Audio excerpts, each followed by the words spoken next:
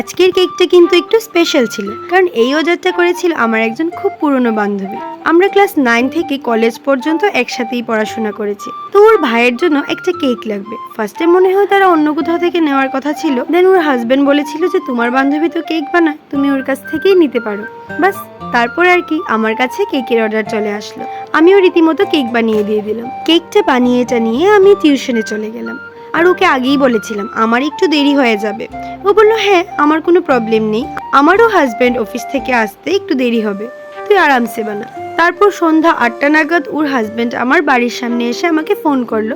আমি কেকটা নিয়ে এগিয়ে ওকে দিয়ে আসলাম। আর ও বলেছিল ভালো লাগলে কিন্তু নেক্সট টাইম আবার অর্ডার দেবো। এখন ও যদি সত্যিই আমার কাছে নেক্সট টাইম অর্ডার করে, তখনই আমি বুঝবো যে ভালো লেগেছিল। তো তোমরা বলো কেকটার ডিজাইন তোমাদের কিরকম লেগেছে, আর অবশ্যই আমাকে কমেন্টে জানাবে। তোমাদেরও যদি তোমাদের স্পেশাল দিনে কেক অর্ডার করতে হয়, আমার সাথে যোগাযোগ করতে পারো।